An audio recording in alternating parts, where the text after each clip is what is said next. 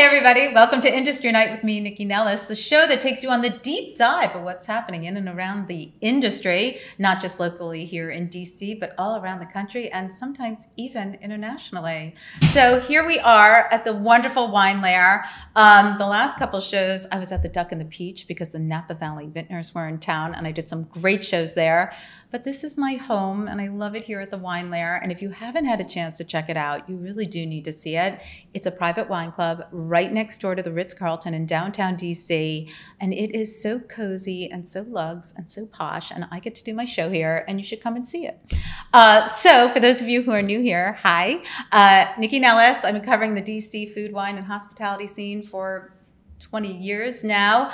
Check out the list, areyouwantit.com, the online e-zine that tells you absolutely everything that's happening in the DC metro area, like openings, we'll be getting to in a second, new openings, events, etc. It's all in there. Of course, you hear my husband David and I every Sunday on 1500. That's Foodie and the Beast. We've been on air now 14 years, DC's only food and wine variety show. Follow me at NYCCI NELLIS on Instagram, Facebook, Twitter, LinkedIn, and YouTube. You can subscribe because you can watch this show. Let's see. Oh, so for those of you who tune in regularly, you know that I talk about where I've been, what I've been eating, or where I've been traveling. So because I already recorded 2 shows this week, I've only been to a few places, not as like, don't have a week's worth. I only have 3 days worth. But as I said, Napa Valley Vintners were in town. We were at the Duck and the Peach. And the winemakers just poured incredible, incredible wines. There were over 25 winemakers in town. There is a show coming up on it. But I just want you to know about the kinds of wines that are coming out of Napa Valley right now. And I actually had the opportunity to be at the Smithsonian that did a dinner there. I want to get the name right. It was called Napa Valley Wines in Changing Times. They had Andy Erickson of Favia, Dawnine Dyer of Dyer Vineyards, who is the most amazing woman, Doug Shafer of Shafer Vineyards, and lastly, Martin Reyes of the Reyes Wine Group. They all told their stories and they all poured their wines, but most importantly, they really shared the kind of effort it takes to make Napa Valley the oasis that it is. And if we want to keep it, what we have to do to make that happen. So I was really delighted to be there for that. Also gathered a group of boss babes over at Nobu. Yes, if you don't know, there is a Nobu here in DC. And honestly, the sushi is pretty pristine. And the lounge area is such a great place for a little cocktail party. Felipe is the bartender and he makes amazing, amazing, unique cocktails. So if you're into that kind of thing, you should check that out. And of course, check out Chef Chico's sushi. It is really delicious. Okay, so like I said, since it's my 3rd show this week, I don't have a lot of places that I've been, but those were all good places. But next week, there will be even more because the House Correspondents Party at the Ambassador of Japan is this week. What else do I have? Oh, I'm checking out David Deshaies' newest place, Love Makoto. And I've got another trip up to DC, quick one, back and forth. It is to celebrate the famous alums of the CIA. And that is not like spies. That's like Culinary Institute of America. So we'll follow up on all that next week. Okay, on to today's show. So Sahil Raman and his partner Rahul Vinod, they are the 2 behind the wildly successful fast casual concept Rasa. Exhibit A right here and B right here. And honestly, I'm kind of feeling a little old because years ago when I started my business, I met Surfi Raman and Surfi's business partner, Chef Vinod, when they opened in Deke in Cleveland Park. I know that's not their first place, but that was in 2002. And these 2 men were really part of an incredible wave of immigrant-owned restaurants in the city that helped change not just how diners ate, but also how diners perceived cuisines from other cultures. And they were really part of a wave of change, especially in this city that, you know, there's not just one Indian restaurant, one Chinese restaurant. There are lots of them because cuisine is comes out in so many different ways depending on who's cooking it. And they were part of that wave. So it's such a delight today to bring Sahil here today with me. Rahul could not join us. But because you've really turned the industry on the head with I hate calling it a fast casual concept, but it is a fast casual concept. And your entire life has sort of led you to this moment because today you just opened up your 5th Rasa, right? Did. It all happened today. It's literally opening day today. It's unbelievable. So thank you so much for joining me. I'm so glad to have you here today. Yeah, I'm honored to be here, honestly. So I hope I gave you enough of an intro, but I'd love for people to have a better understanding of your background, sort of growing up here, your first generation, and what in Maryland, Gaithersburg, right? Yeah. So talk a little bit about that. Yeah, I mean, so Rahul and I are local guys. We both were born and raised in Montgomery County, and growing up, it was very confusing. I mean, it's something I've been reflecting on in recent years, but I kind of grew up as this Indian kid in the American public school system in this very Catholic Christian kind of environment, growing up in a household that was sort of half Hindu, half Muslim. Okay. And so that was all a bit above my age range as a kid, but one of the areas where it really showed up in like this notable difference kind of way was with food. Sure. And so, growing up, you'd go to the cafeteria at school and, my mom would pack me yellow dal or chicken curry or things like that. And very early on, I mean, it's so early that I don't even recall when this was. It must have been in like 2nd or 3rd grade. I realized I just wanted to be like the other kids. It was. Did somebody say something? Did somebody make fun of the food? Did somebody say that smells funny? I mean, kids say stupid things, whether they mean it to be mean intentionally or just because it comes out of their mouths. Yeah. So do you think that could have happened? I would say that it's remarkable. It's easy to forget how dramatically American culture has moved, and. Yes. That's true in a lot of big ways, right? In the way we relate to the LGBTQ community, the way that we relate to the African American community, the Asian community, and so many other. Well, especially in the last couple of years, there's been a dearth of information. Right, and it's been like, it's been actually quite a rapid upgrade, maybe overdue. But one of the things that we really experienced growing up was. The Simpsons was most people's association with Indian culture, right? Like Apu, the 7-Eleven character. Oh my God, that's so horrible. Like, thank you, come again. Right. Right. And then you had 9/11, which is sort of a difficult branding moment for the brown community. Yes. And so.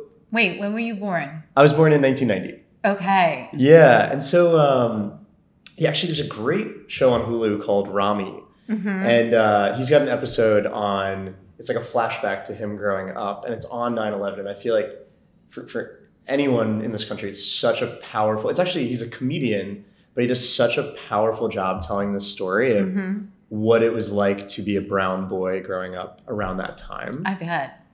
And so, and so it's just. R-A-M-I? R-A-M-Y. Why? Okay. Yeah, it's an amazing show. Okay, good to know. And so, it's actually quite funny today. Like, growing up, it's like, oh, Indians have funny accents. They smell. We don't like the food. It's all spicy, yada, yada, yada. And today it's like kind of hot to be Indian. It's really funny. I mean, every person's trying to go to an Indian wedding. So many Fortune 500 CEOs are Indian. We're the wealthiest group in the country. It's like all of these things where Indians have gone from sort of this perceived lower class community that was sort of othered or dirty or not in the mix to today. And, there's a lot of complications and subtext within it, but today it's such a fascinating moment where Indian culture is really cool now. And people are starting to see the vibrancy, the color, the flavors, the music, the movies. And it's just been such a beautiful journey to be able to experience some of those more challenging aspects, but then also today to see our culture and our cuisine being seen. Well, and celebrated. But I think, what's interesting, if you talk to people of German descent, Italian descent, Jewish descent, when mass immigrations came from certain communities, Chinese were not allowed. Italians were not allowed. Irish were not allowed. Totally. So there's always the other right. until they're not. Do you know what I mean? The assimilation. 100%. And then usually what I think is interesting is usually your generation, the first generation that, that's sort of born here, usually kind of like eschews tradition and says to their family, I'm American. I don't want to be a part of that. And then it's usually their children who sort of like, wait, what is that? Can we go back for a minute and find out? Usually it sort of skips a generation until people feel comfortable with who they are, but clearly that didn't happen for you. Something changed. Yeah. It's been such an interesting journey. So, I mean, the story with Rasa was really that we didn't get it. So Rahul and I grew up so spoiled with good food. But now, wait a second. You guys were good friends? Oh, yeah. So because your dads are business partners. So our dads worked in hotels in India back in the 80s. Oh, my God. Okay. And Rahul's father, Chef Vinod, actually came in 1985 leading a team of chefs for the Festival of India, like on the Smithsonian to show off Indian cuisine to America in the 80s. Liked it so much he decided to stay. Through the Immigrant Whisper Network, it just so happened that 3 months later, my dad moved to the same part of the country. Okay. There wasn't WhatsApp, there wasn't phones in the way we've got them today. But he said, I heard Vinod's in town. They link up, start working at the same restaurant. And then after 5 or 6 years working together, there was a Indian restaurateur named Jack Katyal, and he owned a few Indian restaurants in the area. He's like the true OG. Okay, because everybody thinks it's a shook. Oh, definitely not. I know. Definitely not. Yeah. We're not putting down a shook. But like a shook sort of gets, because of Bombay Club and Rasa. Oh, yeah. And so, I will throw some shade. He totally copied our design at his new restaurant in Nospils. It was like so classless in a way that I was like, whoa. Like to the color of the seats, to the pots. And I'm like not one to throw shade, but it's just like, dude, get some creativity. Yeah, do your own thing, which is surprising because that's so out of character for him. Right. It was like, kind of gratifying. It's like, oh, wow, you really see what we're doing. But yes. It's like, okay, like, come on. So anyhow. Total sidebar there. Go ahead. Total sidebar. So, a little bit of industry spice. But, our dads basically moved here. And then in 1991, they opened up their own restaurant called Bombay Bistro in Rockville, Maryland. And so they opened that. And it was when they opened up that restaurant, and I don't want to spend too much time on your dads, but I think they really educated you. They gave you so much because they've been in the business for so long. Were they opening it for a specific community? Was there a big Indian community out there that they were looking to feed, or did they think, no, we have something to give to everyone? Where do you think their heads were? Yeah, it's a great question. I feel like it was just their dream was to share Indian food with more people. It's what they both went to hospitality college in India. But who was from the north? Who was from the south? Well, and so I think that's what's so interesting is Chef is from Kerala in the south. Okay. And my dad is from the east in Bihar. All right. So our families don't make a lot of sense even in Indian context because Rahul's dad is from the south. Right. And his mother is from Punjab in the north. Oh, okay. And so those are like different countries. They speak different languages. Right. The cuisine is entirely, there's some similarities, obviously, but there is a total difference. Totally. Access to products, just there. So Rahul's mom was like the hot hostess at the restaurant that they were working at, and that's how they met. So you would have never had that happen in India. So it's kind of cool that happened here. Right. And so they wanted to showcase flavors from the South and the North because a lot of the restaurants here were Northern Indian. And so I thought that was just so cool that they were trying to bridge even amidst Indian cuisine. Well, especially since it took a long time for regionality to hit restaurants, even Italian restaurants, right? So like if you looked at Italian restaurants in the 80s and 90s, they were just Italian restaurants. Do you know what I mean? It was more red sauce, even the finer dining ones. Roberto Dono was probably one of the early ones. It's like, no, I'm cooking from the region I'm from. But Roberto Dono would say, if they want a caprese salad in the middle of winter when the tomatoes are terrible, I don't care because they'll pay the money for it. But, he did say that. I'm not dissing. That's a fact. But now, if you look around the landscape, people are proud of regional cooking and they want people to understand Totally. the regional cooking. Do you know what I mean? So 'Cause they were India's really ahead of their time. Oh yeah, I mean, I've heard this said many times, and I actually believe India is the most diverse country on the planet. Yeah. Which is so interesting because we think of like American diversity, but in India there's 400 languages that are spoken. Wow. And so if you get dropped in any point in that country and you move 100 kilometers in any direction, the language someone speaks, the food they eat, the clothing they wear, everything is just so different. Mm-hmm. And so, yeah, it's really, really exciting nationally to see all of these folks uplifting cuisine from different parts of the country. So it's not just like Indian food, but right. it's like, what is your version of it? Exactly. Okay. And so they opened a bunch of restaurants. Mm-hmm. You two guys hung out together. You went to high school together. So we actually wrote the business plan for Rasa in high school. I won $500 from a black sorority. We were on WPGC 95.5. What did you win $500 for? I was in this like high school program at Gaithersburg High School where we like an entrepreneur program. Totally. We like submit. You're like, oh my god, like Sweetgreen. So we like, you know, I submit a little. You know the Sweetgreen story, right? Oh yeah, of course you do. You know those guys. Yeah. But like they did that at Georgetown. Yep. And so since I was 16 they're also or Napa 17, babies. But go ahead. I've really just been thinking about trying to figure out this puzzle of, you know, I knew chef's food was amazing. I didn't understand why people felt the way they did about Indian cuisine. And so we would actually start bringing our friends, you know, our non-Indian Wait, what did friends. you think people thought about Indian cuisine? They were scared of it. It was just... Spicy? What do you... I mean, I grew up eating Indian food. I grew up outside New York City. Like, we went for Indian food I think all the time. people are sometimes scared of what they're not familiar with or what they don't understand. And so people were really worried that it was all spicy. People were worried that it was just things they'd never seen before. Of curry is can be misleading. Do you know what I mean? Especially if you're not familiar with it. Totally. I mean, there's lots of curry smells, obviously, but so I can see that people would think that when I smell curry, that's going to be spicy, even though that's not necessarily the case. Yeah, it's flavorful. It was just spice. It was just foreign, right? And in some ways, I mean, India today, talk about a transformation. India of today versus 1990 or 1970, it's a whole different world. And so if you saw a movie of India, it was like crazy to the American mind. Sure. And so I think that the food itself also had this foreign, sort of scary, you have to be very adventurous to try it. And so what was kind of cool was, as Rahul and I were growing up, we started bringing our friends.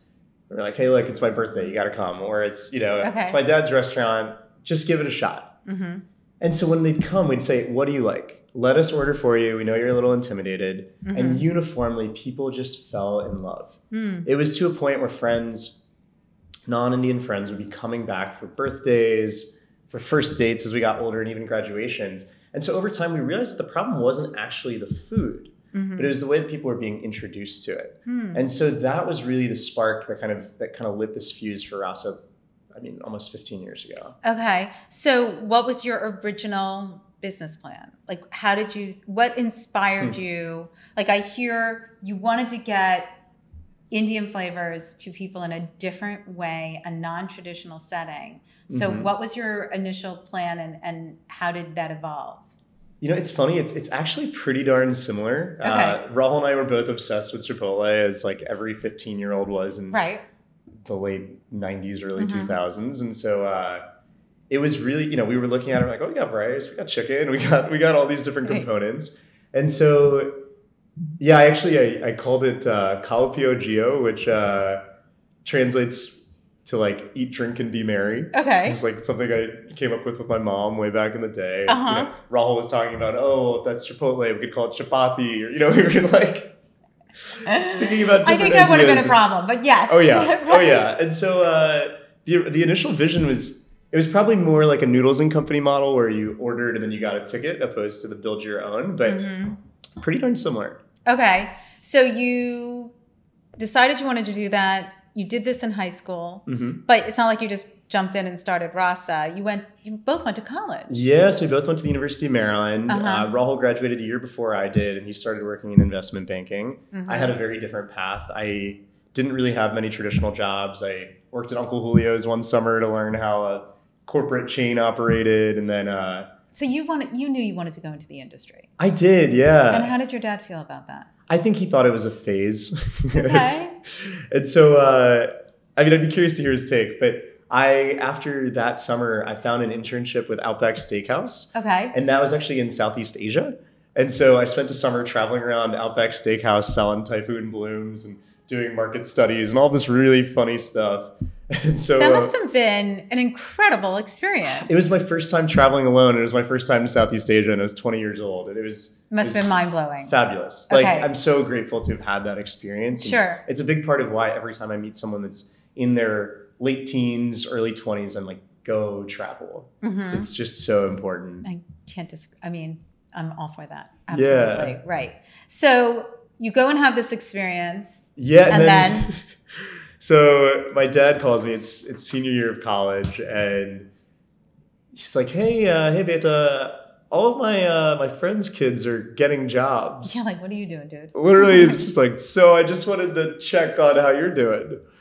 And I was like, "Oh, well, I was going to do that restaurant idea we talked about." And he just gets very quiet. Uh-huh. And after a minute or two, he responds and just says, "With whose money?" Yeah, where are you getting the money? That was my question. And somehow, despite studying business, it was a question I'd never asked myself. Mm-hmm. And so, literally, the very next day, I applied for a job at Deloitte Consulting. Somehow, ended up getting a job there, and that was kind of. So, how long were you at Deloitte? So I was at Deloitte for about a year and a half. Okay. And while I was there, it was just such a circle and a square hole. Mm-hmm. It felt. Yeah, I cannot see you there at all. I just can't. Very grateful. Learned a lot. No. I'm sure, but it sounds soul crushing. So I can't even imagine. I learned a lot. Mm-hmm. And one of those things is that I don't function super well in a corporate environment. Right. And so as all of this was happening, I moved to New York. Rahul was there. And one night we got together to speakeasy. He was unhappy in his job. He was trying to figure out his next move.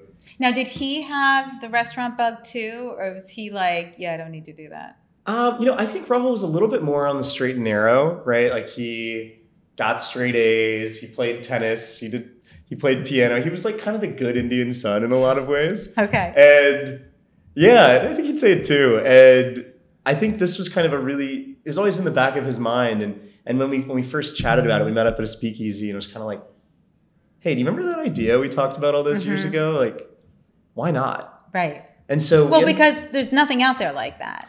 Right. At that time. What it really was for me was I was walking around New York, and we were seeing all of these other brands. At first, it was just Chipotle, right? Right. It was like just Chipotle. But then it was Cava. Yeah, and then Cava launched. Sweet Green. Sweet Green was in the salad.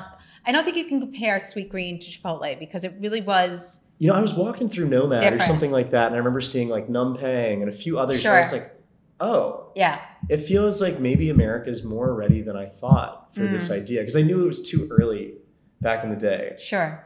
And this thought, I couldn't get away from this idea of if we don't try this now, we're going to spend the rest of our lives wondering. Mm. And we knew someone was going to do it. And we said, why not us? No, you're 100% right. Somebody would have done it. Yeah. And so... So then how'd you go about... So you're not a chef. Neither is your partner. I mean, you have a chef in the family. How did you go about making Rasa a reality? Gosh, it was a lot harder than we thought. We were so naive. The good things in life always are. Yeah. I was like 23 or 24. And so we spent a summer working on a business plan before we decided to do it. And, I found that life works in really poetic ways. And so there was, we had a family restaurant called Indique Heights in Chevy Chase. The landlord wanted to turn it into a doctor's office when our lease expired. I think it is a doctor's office. Yeah. And so... I think it's a med spa. Yeah. Anyway, go ahead. So we were having like the final dinner. And so Rahul and I came down from New York, and in this very death and rebirth kind of karmic way, at the last dinner for Indique Heights, we're sitting at this long table with our parents, kind of talking about all the good memories there. We'd both done our graduation parties there. It was a very special place for the family. Sure. And we both had decided we were going to tell our parents that day that we wanted to build our own restaurant. Oh my God, did they both cry? Our moms seemed like they were going to have a heart attack. Like, not again. Right. We just did this. Right. Yeah. But they saw that we were pretty serious about it. And so, so we ended up we both left our jobs, rented a U-Haul. Like literally we rented a shared U-Haul in New York, drove down together, and like I literally moved back into my parents. We both moved into our parents' houses and our parents' basements. Okay. But let's talk about the concept of Rasa. So let's talk about menu development, then we can talk about site selection. Like you must have known then that if the first one is successful, we can cut and paste to a certain extent based on the region where you go to, right? So how did you go about creating as you did your business plan, what did your menu look like? Yeah. And how does that menu work for people who haven't been there? Yeah, for sure. So, and I was just going to say, I think that the thought that's kind of moving through me is I just have such a profound respect for anyone who started their own business, especially people in the restaurant industry. Our dads had owned restaurants for 20 to 25 years at that point. And I think it was so easy for us to look at it. Like we had business degrees and we worked at fancy companies and there were certain things where we're like, oh, we would change this, we do it this way. Right. We're going to do it better. And gosh, it was so humbling of just like, this is such a hard industry. And so for us, the process was really interesting. We moved home and the first thing was actually, how do you raise the money to start a restaurant? Right. And how do you know how much money you need for a restaurant? Right. Because you have to build out a kitchen. Totally. And you need and given that your concept was completely new, nothing that either of your fathers had done. Totally. You needed to know what that setup was going to look like. Right. Now that you know all that, I mean, how many times I've walked into kitchens before and thought, yeah, they didn't do this right. Do you know what I mean? Now, I'm not even a chef in the industry, but I know where certain things are supposed to be and how that works. And I've walked into so many kitchens being like, I think that's going to be a problem. Oh, yeah.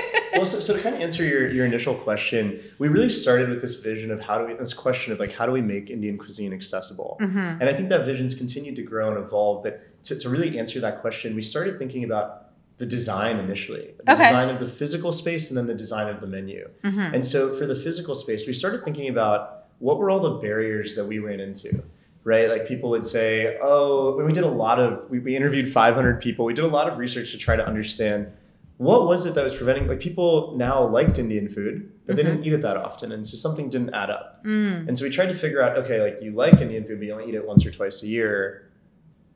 Where is the friction in this experience? And so what we found was that first was actually where they were located. A lot of Indian restaurants, it's changing today. Right. But back then. And this was 7-8 years ago. And back then, a lot of Indian restaurants, and in many parts of the country, they're in like random strip malls. Yeah, they're in strip malls. So you got to first get out to this random strip mall. And then from there, you walk in and you've got like Taj Mahal paintings on the walls. Our music's playing. There's like these white tablecloths and it's not how people want to eat. Yeah, it's just like men in mustaches and like vibes. Yeah, like the vibe. It can just feel really foreign, right? Of like or formal. Yes. Right? And then when you sit down, it's not always the fastest. A lot of restaurants are kind of heavier. And so it's not quick. Sometimes you don't feel great after. And then it's also not always cheap. And so for a lot of people, this ended up resulting in them ordering like a chicken tikka bhakti and garlic naan or going to an Indian restaurant with their Indian friend. And so we said, all right, how do we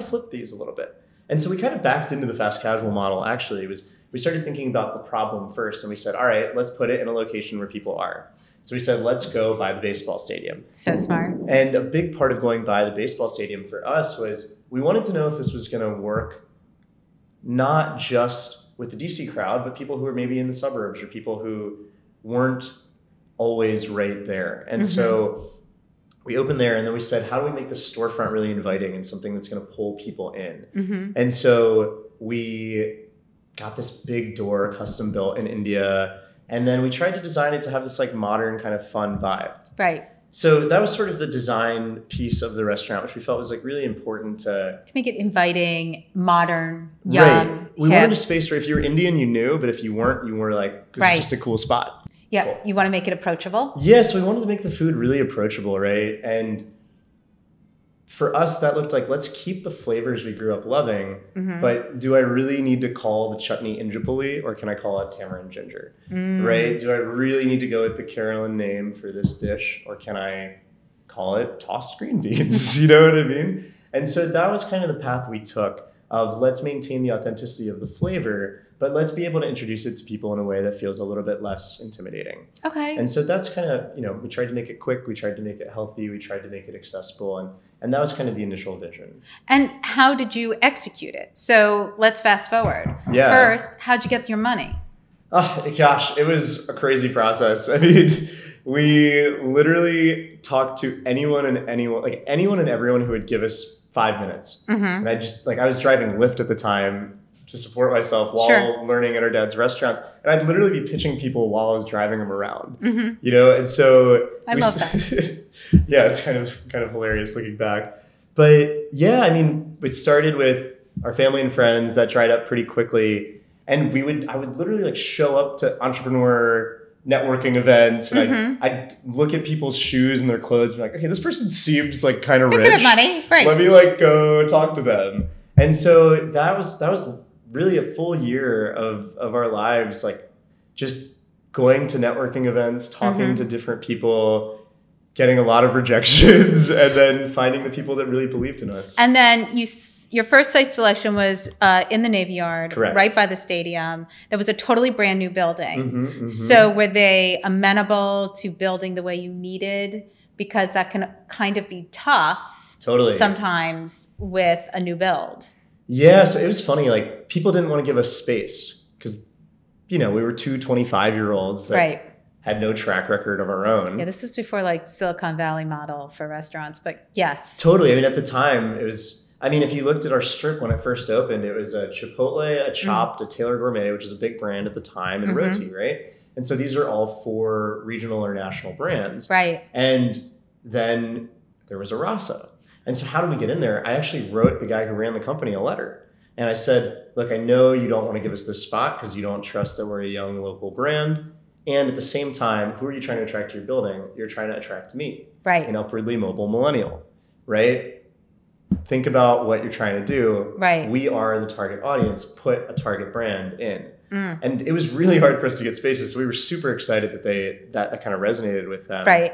And then from there, we had to learn everything from architecture to interior design to building out a kitchen. So who built out the menu? Who did you both do it together? Yeah, so it was a super collaborative process with Vinod Uncle. Okay. I call him Vinod Uncle, Chef Vinod. Okay. And yeah, wait, do you call him old uncle or an old uncle? No, Vinod. Oh. But I'm going to start calling him an old uncle. That's what I thought you said. I was like, old uncle, does he know you call him that? Okay, sorry, go ahead. He will now. He will now. No, he's like my second dad. He's the absolute best. And so with him, we wanted him to just help create the menu, and he was like, no. Oh, really? Yeah, he was like, no, you need to learn how to cook. And so here we are. I was living in Williamsburg, Brooklyn. Rahul had a cool apartment in the Lower East Side. We both were partying 5 nights a week, just having a blast. Right, living your best life. 20-somethings in New York City. Right. And then 3 months later, here we are living in our parents' houses in Gaithersburg, Maryland. Again, shout out to Gaithersburg, but not where I wanted to be at 24. No. Slicing 50-pound bags of onions, crying in the kitchen at Bombay Bistro, making samosas by hand, doing everything in the kitchen. And it was just this old sensei just being like, all right. Right, wax on, wax off, right? Yeah, and he'd leave us in the kitchen with the team, and then every couple hours he'd come in and just, and then walk away. Well, but what you needed it. And it was so great. And so I share that because that was the foundation of our journey. And from there, it's been this really cool process of including my dad, all 4 of us really talking about different ideas. And the way we've designed the menu, it's been pulling flavors from all over the Indian subcontinent, but then also we're Indian and we're American, right? We both were born here in Shady Grove Hospital, right? And so for us, it was such a cool experience to say, hey, this ingredient grows here locally, but we're Indian. Can we do something fun with that? And try to find that authenticity to us and to this region as well. And so it's been a very, very kind of collaborative process. Well, that must be fun because you're not so structured that you can't evolve and grow because you do need your concept to continue changing Totally. to keep it fresh, right? Like Totally. people want to see, once you've given them a taste, they want to try and more. it's fun too, right? To like get in the kitchen and just, Right. it's so funny to watch him work. He's like a mad scientist, and he'll just throw a bunch of things together, and all of a sudden it comes out amazing. Well, so for people, so walk me through the process. I walk into Rasa. Totally. So Okay, what am I doing? Yeah, so you walk into Rasa, you get into line. I've been there, but go Yes, ahead. I know. For those who haven't been. Right. So when you come into a Rasa, the way it works is the flow is very similar to traditional fast casuals, whether it's a Cava, Sweet Green, or Chipotle, or whatever that might be. But when you come down, we've got two different paths you can go with. So we've got set bowls. So these are some of chef's favorites, combinations that we've put together that we know work really well. So we've got 4 non-veg bowls and 3 vegetarian options, and everything from a Take a Chance on Me, which is our most popular chicken bowl, to the All We Need Is Love, both of Here, which why don't you take them out so we can look at them? Yeah, absolutely. So I've brought a couple bowls for you. So Thank you. this one here is the It smells so good. Take a Chance on Me. Okay. And so this one, it's got a base of white basmati rice. We top it with some chicken tikka. From there, we add our homemade tomato garlic sauce, some sauteed spinach, as well as a few pickled veggies. We've got pickled radish and onions, as well as a cucumber salad. Okay. And then we top it off with a mint cilantro chutney and a cumin yogurt. And that's probably our most popular bowl. It's kind of like a Take a Chance on Indian food, Take a Chance on Me. Right. And then this one, we try to have fun with the name. So this is All We Need Is Love. Okay. And like alu means potato. And so this is a sweet potato bowl. So this one has our lemon turmeric rice, the sweet potato tikki, the tamarind ginger chutney, as well as some charred eggplant, beets, and the radishes. I mean, they're both beautiful and they smell delicious. So people can come in and get a set bowl, or they can make their own. Exactly. So they can build their own. And that was something we were really excited about, because when we talked to people about part of why they didn't eat Indian food, one of the things they told us was there was a lot of mystery. They're like, we don't know what's bubbling in this sauce or whatever it might be. And so we actually designed our restaurants to have pretty open kitchens, and we wanted to actually lay out all the ingredients to be as clean and clear as possible, so that people could say like, oh, that looks great, and allow them to kind of eat with their eyes a little bit. Well, but I would also assume you'd have to have a really well-trained staff. Yes. Which in the fast casual world is not easy. Yes. Right? Yes. I mean, you know, if you're looking to educate people, or educate's the wrong word. No, so we use the word tour guide. Okay, and so that's a good way of doing it. Like culinary ambassadors, or tour guides that are kind of guiding people through an experience. Right. And it's really hard. It's really hard to do. Right. Yeah. I would imagine so. I mean, I would imagine it's really hard to get employees on that level excited about the kind of food that they're serving, and you know, as excited as you are, right? Yes. When it's your product, it's always more exciting. Totally. Okay, so you've got this concept. You guys launch it. It launches pretty well. Was there a lot of hiccups? Gosh, it was batshit crazy. Oh my God. Our first week, I mean, we had, my aunt was rolling naan. My little sister was doing dishes. My dad was on the cash register. It was like a family comedy.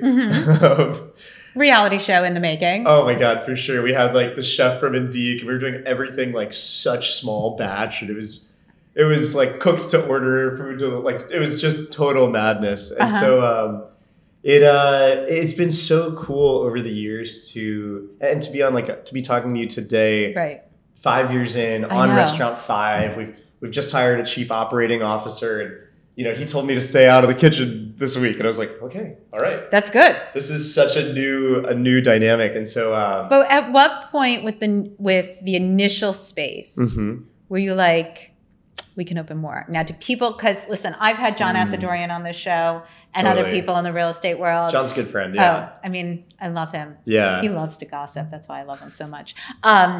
He's a wealth of gossip. I love gossiping with John. But I do know that, you know, the real estate guys, you know, the guys, you know, I use guys like men, women, non-binary, whoever. But the people in real estate, when they see a concept and it looks successful, they're not even looking at the numbers sometimes. You know, they're like, hey, I got a space over here. Totally. So you guys must have gotten hit up pretty fast. It was such a cool experience to go from, I mean, literally having to write a letter, almost begging someone to give us a space, to today. And there was this distinct moment, you know, I think it was shortly after we got some good press, people started hearing about who we were, where not only were other landlords in DC starting to reach out, but folks in Maryland, folks in Virginia. And over time, that's really continued to expand, where people in New York or Boston or Chicago or Florida have started to take notice of what we're doing. And it's really neat to be able to look back. And even,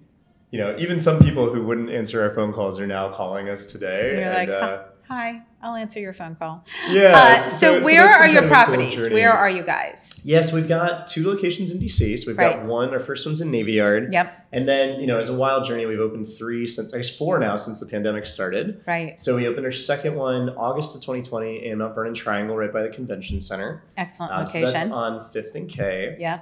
And then in July of 2021, we opened up in Crystal City, or the area formerly known as Crystal City, National Landing. National Landing. And from there, we opened up our 4th restaurant, our first in Fairfax in the Mosaic District. Oh, great. So that was kind of cool because that was our first suburban restaurant. And today we just opened up in Maryland and Montgomery County, our hometown, in Rockville. In Montrose Crossing, so right? So we're now truly DMV based. That's amazing. Which is pretty fun. That is incredible. And do you find now, like I mentioned before, sort of this Silicon Valley sort of model that restaurants like yours, like Kava and Sweet Green, these fast casual concepts have adopted this sort of Silicon Valley way of growing. Do you feel that you guys have taken that as a part of your growth process? It's a good question. I know, I'm full of them. Yeah, Hello. You are. You're a very good interviewer. So I would say yes and. Okay. And by that, I mean, we did raise a Series A, which was kind of fun. So we took on some capital from a fund, a female-founded fund, which is maybe the only in the industry, called Relevant Partners. It's these 2 women based in New York City. Okay. And so that's been a huge accelerant for us. It's allowed us to build our team, open new restaurants. And through that, we actually were really fortunate to bring on the former chief operating officer of Starbucks, a guy named Troy Alstead, to our board. And so that's just been super cool to have someone who's, you know, running such a large company. I couldn't believe he was interested. I was like, whoa, this is really cool. And to have that kind of support from folks who have seen it from a much higher vantage point than maybe we're seeing it today. And so I'd say yes and in the sense that we've taken money from a private equity fund. Well, you have a board. I mean, you're not just mom and popping it. You know what I mean? Totally. And at the same time, we love mom and popping it, right? It's like part of what's so fun about it is being at the opening, meeting all of these people, talking to different community members and hearing how what we're doing matters to them. And so it's a question that's really alive for us right now around, you know, we want to grow this brand. We want to be able to introduce more people to our food, to our culture, to kind of help build a sense of belonging in the communities that we open in. And at the same time, you know, wanting to be really mindful to kind of maintain the integrity and soul of what we're doing. Well, I think that's probably the hardest part, as they kicked you out of the kitchen. So do you know what I mean? And that for me, we're still making all the culinary decisions. No, I know. We're making all the culinary. I know you're cutting the onions, but no, but I mean, you know, you still want to keep in order to grow, you have to change the pots that your fingers are in, right? But it must be hard because the integrity is so important. We've all seen where integrity fails, right? We've all seen when something goes too big, where they're not able to either maintain the integrity or adapt to the area they're in. Do you know what I mean? Like, you don't want to be a McDonald's, right? You just don't want to look. Definitely not. Do you know what I mean? You want to fit into the communities where you're opening to be interesting and enticing to those neighborhoods. Yeah, we want to help change the food system, right? We want to be a brand that introduces people to new flavors, right? Like, I think that there's a lot people disagree upon in this city, right? We see that there's a lot of conflict and gridlock and all of this. I think that's kind of national.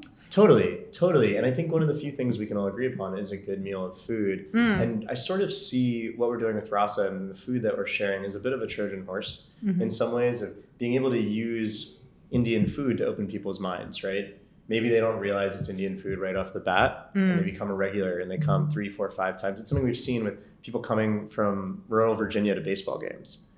And someone will walk up to me and be like, oh, I come here before every game. This is my favorite restaurant. Like, what kind of food is this? Isn't that amazing? And when we say Indian, they're like, no, I don't like Indian food. It's like, are you sure? Then I'll point at something on the wall, and they're like, oh my God, that's from India. And all of a sudden you see this thing happening. You see someone's brain changing, their mind opening to this idea that maybe this perception they held could change. And these are 60-year-old people I'm talking about. It's no, not I kids. hear you.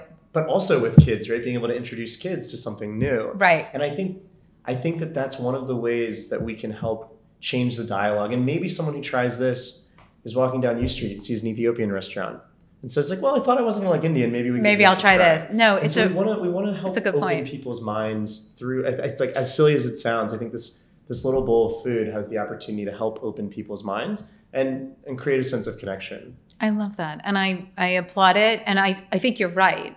I think democratizing food is really what's important. And sitting down at the table is where conversations happen, right? Totally. So I love that. All right. Tell everybody, please. I mean, I could talk to you for hours, but the show's got to end at some point. So tell everybody, please, where they can find you, where they can find Rasa on Instagram and online and everything. Totally. So we are on all of the social platforms at Rasa, at RASA on Instagram, on Twitter. You can find us on Facebook as well. Great. My name again is Sahil Rahman. I'm at _Sahil Rahman on all of the different platforms. And again, we just opened up our 5th restaurant today in Rockville, over in Montrose Crossing. And we've got 2 in DC, 2 in Virginia. So look for our big colorful doors and our big signs. Is there any more coming soon, or are we just going to sit with this for the moment? I'll keep you posted. Okay, I would love that. And thank you again. This has been a true pleasure. Oh, mine too. Thank you for joining me. I'm just going to wrap up, so hold on one sec. So I want to thank you all for joining us again for another industry night with me, Nycci Nellis. I think we had an amazing conversation today, and food is an open door for so many people, and it changes the way people think. I don't know why there's fear with food, but there is sometimes, and I love what Rasa is doing as a way to change that conversation. So if you haven't been, now here's your opportunity to go. But also, please don't forget, everything you heard here today you can find on the listareyouwantit.com. You can also follow me at NYCCI NELLIS on Instagram, Facebook, Twitter, LinkedIn, and now YouTube. Please subscribe and, ask some questions. Ask me questions. I can always get in touch and get you answers if you have any. And let me think what else. I think that's it. So here I am at the Gorgeous Wine Lair, another industry night wrapped up. We'll see you next week. Be safe out there.